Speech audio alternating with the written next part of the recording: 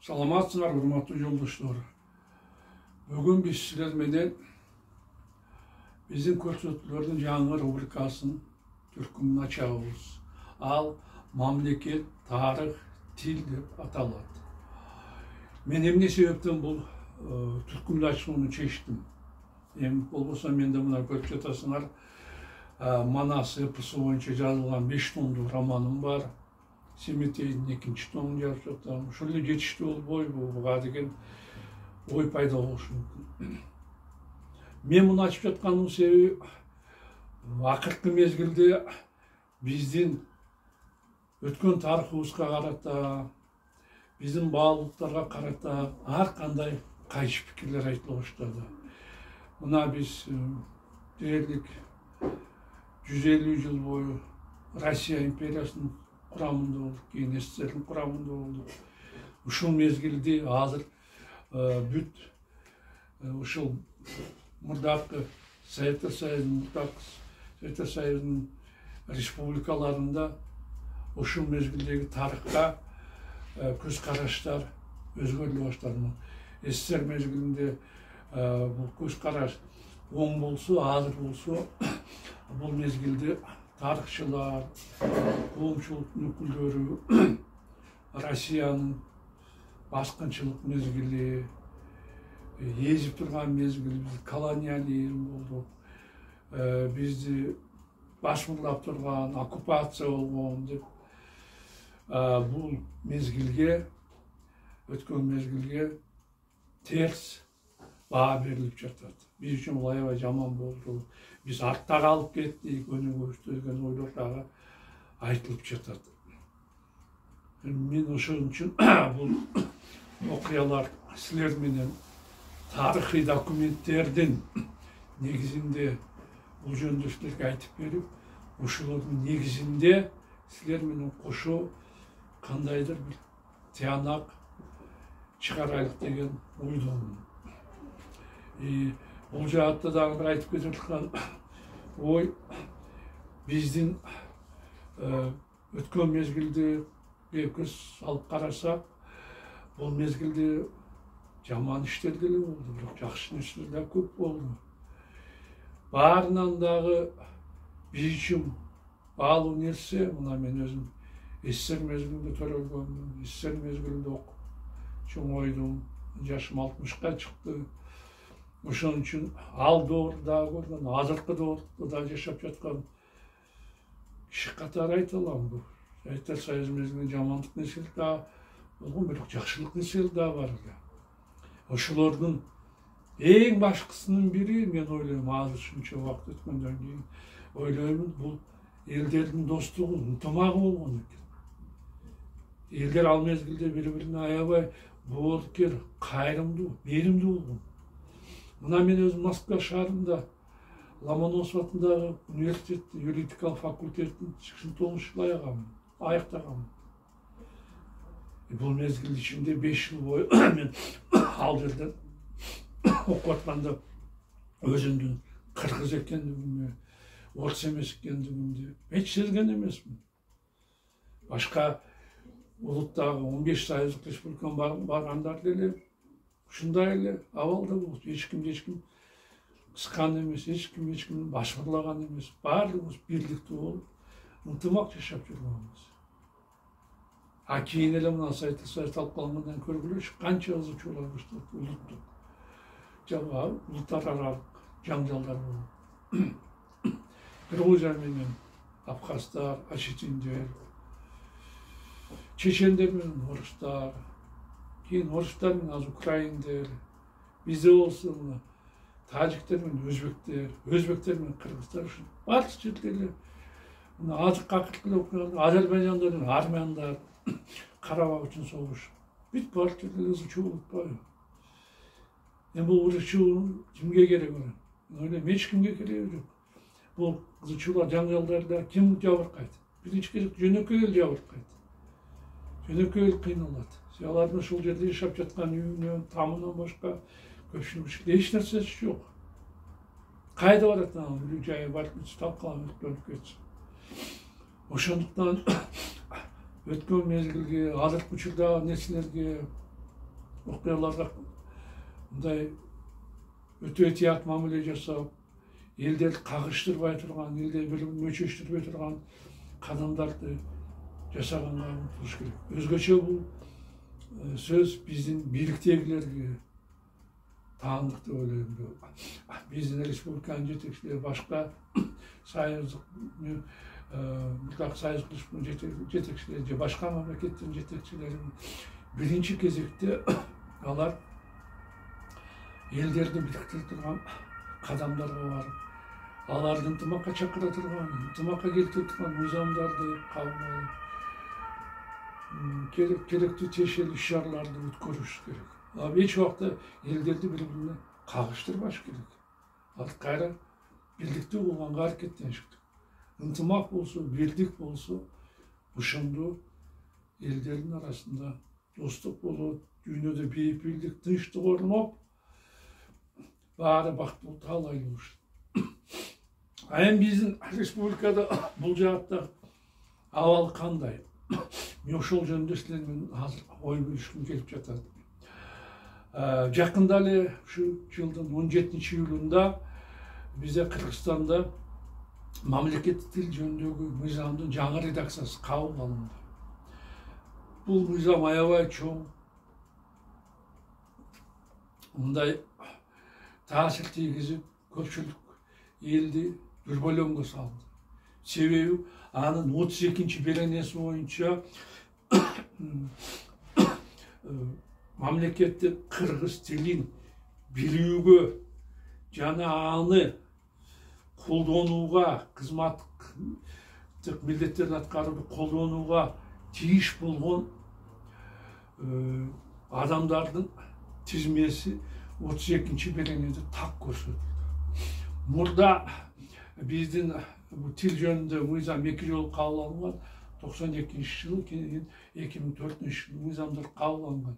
Аларда деле ушундай талап бар болчу, бирок ал жерде айталы 2004-жылы мыйзамдын 9-чу беренесинде мамлекеттик тилди зарыл болгон өлчөмдө, көлөмдө билүүгө милдеттүү болгон кызмат адамдарынын, мамлекеттик кызматчылардын тизмеси Кыргыз Республикасынын өкмөт тарабынан аныкталат деп айтылып койгон. Башкача айтканда бул тизмени өкмөт өзү аныкташ керек эле, өзү. Жоболорду түзүп, тизкемелерди, буйруктар чыгарып, ошолордун негизинде аныкталат. Ал эми мына азыркы жаңы мыйзамда 32-чи беренеде ким мамлекеттик тилди билиш керек жана аны өзүнүн кызматтарын аткаруу мезгилинде колдонуш керек, бул жөнүндө так жазылган. Карап көрөйүнчү, буга ким кирет? Демек, 32-чи берене боюнча мамлекеттик тилди билүүгө жана колдонууга төмөнкү кызмат адамдары милдеттүү. Мамлекеттик, муниципалдык кызматчылар, жогорку кеңештин, жергиликтүү кеңештердин депутаттары, улуттук банктын кызматкерлери, укук коргоо органдарынын офицерлери, башчылары, укук коргоо органдарынын ошондой эле катардагы кызматкерлери, соттор, прокурорлор, адвокаттар, нотариустар, окуу жайларынын жетекчилери, кызматкерлери, мугалимдер, медициналык кызматкерлер, ошондой эле мамлекеттик башка ишканалардын кызматтык адамдары кыргыз тилин билүүгө жана аны колдонууга милдеттүү деп жазылган. Башкача айтканда, биздин республикада дээрлик 80% кызматчылар кыргыз тилди билүүгө жана аны колдонууга милдеттүү болуп калды. Бул жагдай аябай биздин коомчулугубузда чоң дүрбөлөңдү жаратты. Бул мыйзамдын душмандары, каршы чыккандары, мыйзам орус тилине, башка тилдерге каршы багытталган, орустарды, кыргыздар мамлекеттик кызматтардан жакшы башка кызматтардан кууп чыгууга, өөлгө түзүп атайын мыйзамды кабыл алды деп ызы чуу салышты. Атүгүл бул ызы чууга Россиянын расмий өкүлдөрү да катышты. Айтсак, Россиянын парламенттин депутаттары бул мыйзам орустарга каршы багытталды, орустарды каршы жүргөнгө аракет кылып атат кыргыз бийликтери. Кыргызстанды экинчи Украинага айлантайлык деп жатышат. Себеби Украинада да ушинтип дегенде тилге чабуул болуп, кийин бара орус тилин кысып, андан кийин таптакыр ала биздин душмандарыбызга айланды. Ошон үчүн буларга каршы чара көрүшүбүз керек. Бул жерде Кыргызстандын жарандарын миллиондон ашык жараныбыз иштеп атат. Ушуну барып кууп чыгыш керек. Кыргыздарга Евразиястын мүчөсү катары, СНГнын мүчөсү катары көпчүлүк товарларды биз жеңил желпи баада, арзан баада сатып жатабыз. Ушуну дагы алып ташташ керек. Буларга катуу чара көрүшүбүз керек деп туруп, бир топ депутаттары, расмий өкүлдөр чыгышты. Экинчи башка расмий адамдар жок, шашпагыла. Биз дегенде муну көрөлүкчү. Бул мыйзам кандай жүзөгө ашырылат экен, кантип колдонулат, ушуга жараша андан кийин аракеттенели деп сабырдуулукка чакырышты. Мыйзамдын жактоочулары болсо жок, бул мыйзам орус тилине же башка тилдерге каршы багытталган эмес. Бул биринчи кезекте кыргыз тилин өзүн сактоого, кыргыз тилин мындан ары өнүктүрүүгө арналды деп айтышты. Эми мен жекече оюм кандай? Мен ойлойм, бул мыйзам керектүү мыйзам, өз убагында кабыл алынган мыйзам, жана муну сөзсүз түрдө аткарып, акыр аягына чейин чыгарыш керек.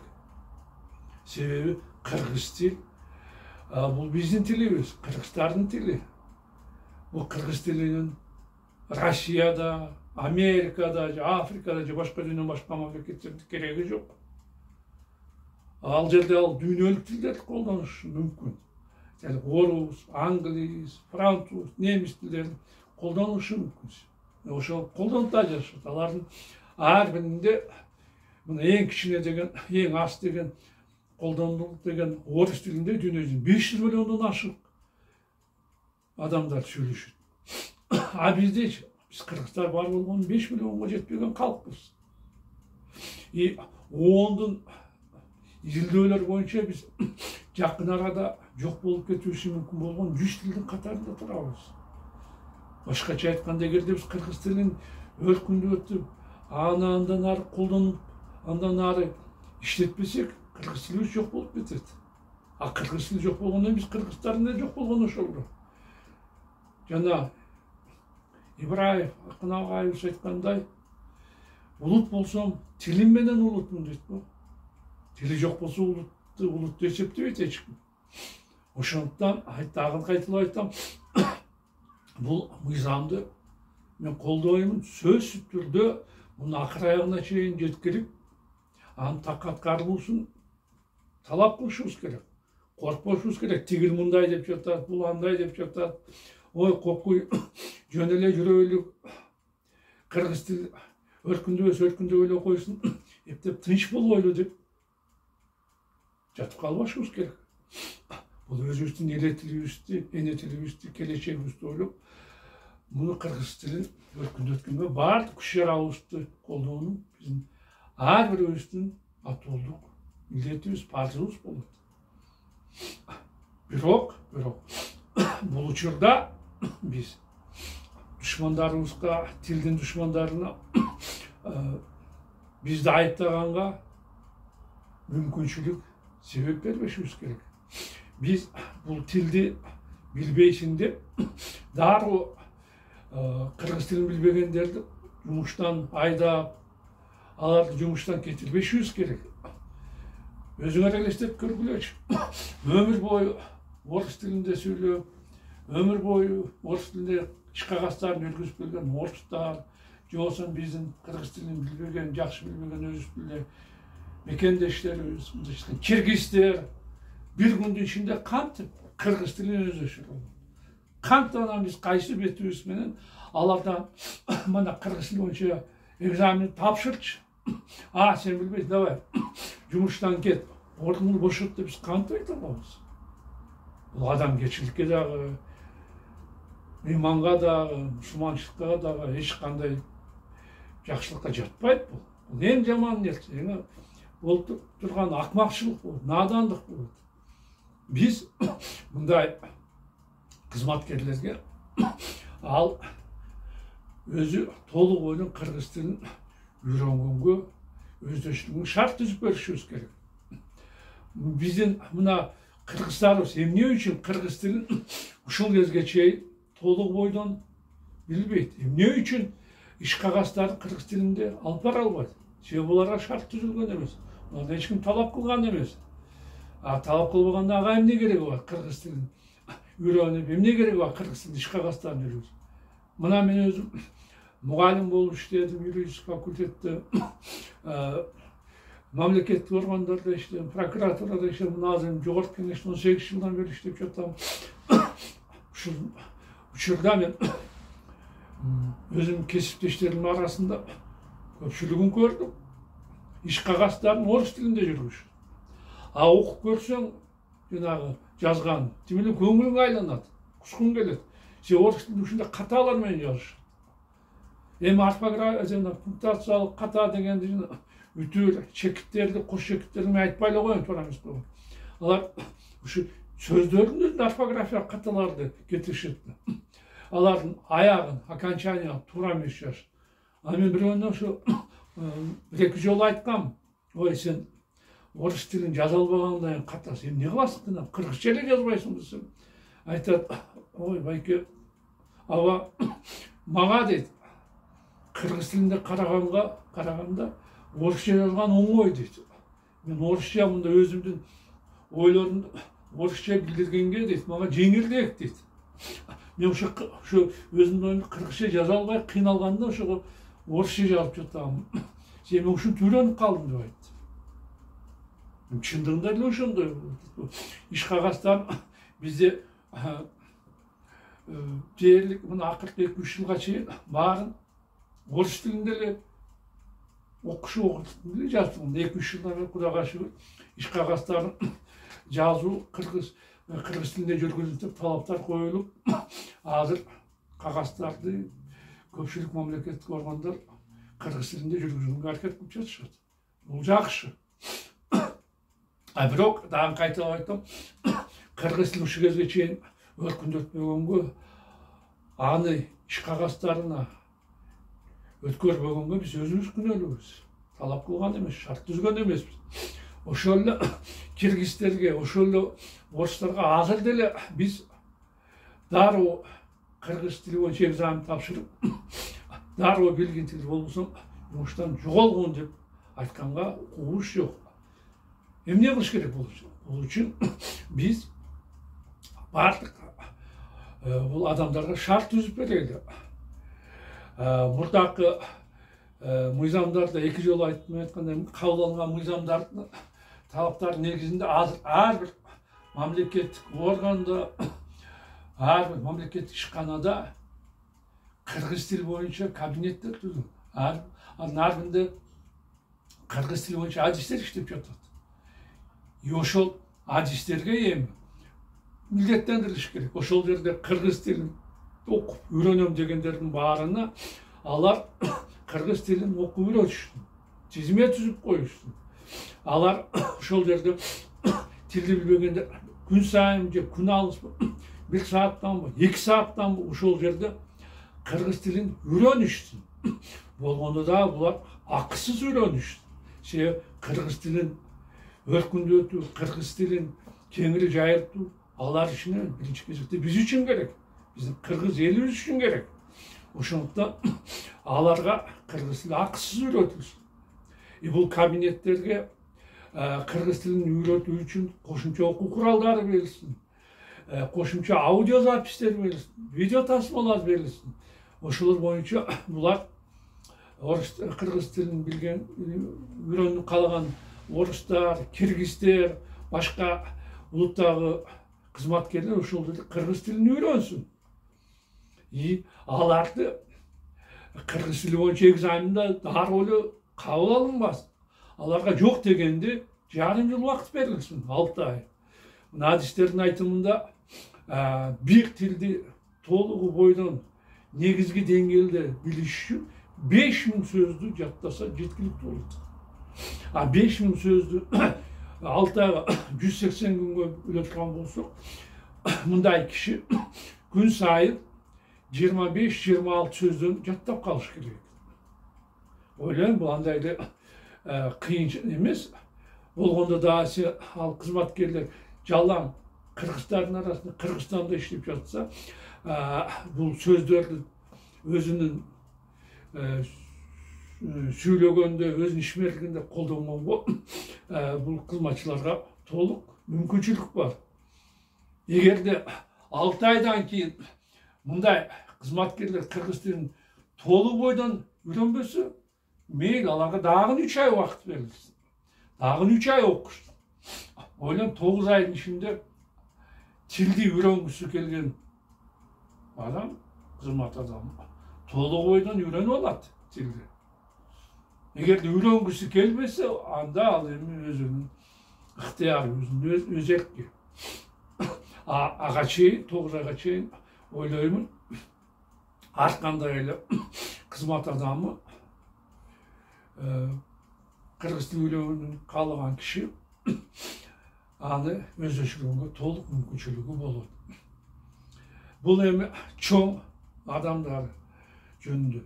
Ал эми кыргыз тилин жакшы үйрөнүү үчүн биз шарттарды балдарга да түшүрүбүз керек. Мына азыр ар бир бала бакчада кыргыз тили боюнча адистер бар. Алар дагы эми кыргыз бала бакчадагы өзгөчө орус тилдүү, башка тилдүү бакчаларда, тайпаларда, балдар тайпалар кыргыз тилин мындан да жигерди, мындан да жакшы үйрөнүш. Жок дегенде күн сайын 1 сааттан ошо жаш балдарды кыргыз тили менен тилде сүйлөгөнгө милдеттендирилсин. Балдар бири менен кыргызча сүйлөшсүн. Аларга ушу мугалимдер жардам берсин.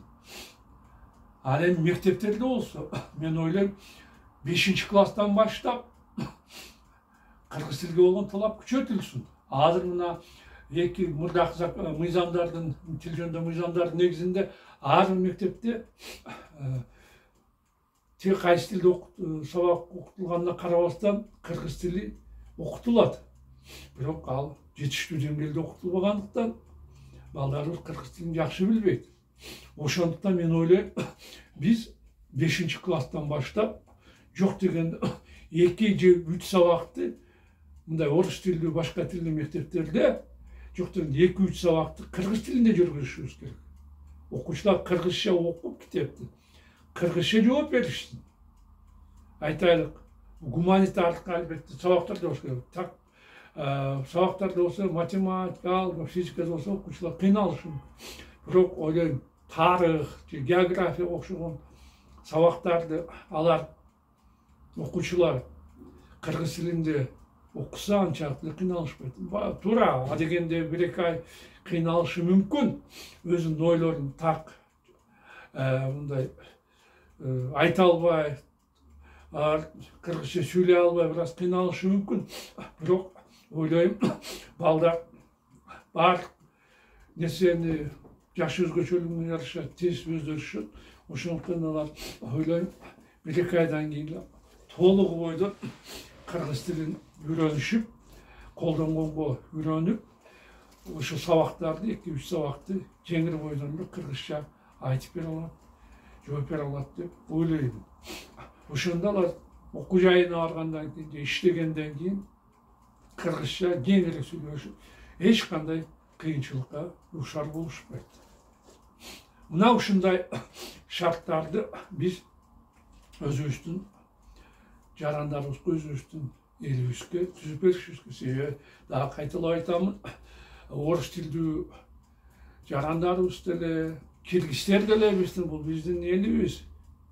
Алар деле биз сыяктуу эле салык төлөп, биз сыяктуу эле республиканын өнүгүшүнө өсүшүнө өздөрү салымын кошуп жатат. Ошондуктан аларды турнары деп, кыргыз тилин билбейсиң деп жумуштан кууганга, аларды кысканга эч кандай негиз жок. Болгондо да биз жана тилдин душмандары айткандай, Россияда биздин миллиондон ашык жарандын иштеп жатканын унутпашыбыз керек. Элестеткиле келди биздин жарандарыбызда орустар бизди кысканда, биздин орустар кысып жатасыз экенсиңер деп, алар дагы биздин жарандарыбыз кыса башка эмне болот? Биринчиден элдердин ынтымагына доо кетет. Экинчиден биз экономикалык зыян тартабыз.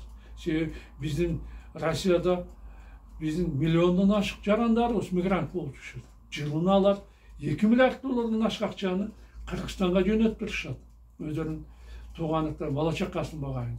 Бул деген биздин бир бюджетибиз болот. Республиканын бюджетин дагы бир бюджет кошулуп жатат. Андан тышкары Россиядан Евразия мүчөсү катары көптөгөн товарларды арзан баада сатып алып жатат.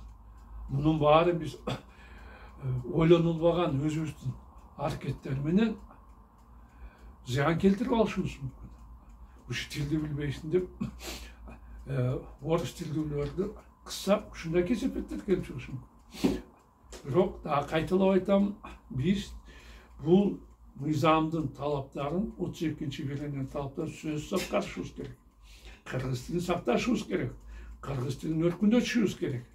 Бирок аны үчүн, аны билүү үчүн биз кыргыз тилин билбегендерге ушу 6 айлык, 9 айлык мөөнөт берип, аларга кыргыз тилди өздөшүнгө толук шарт түзүп бериш биздин милдетибиз.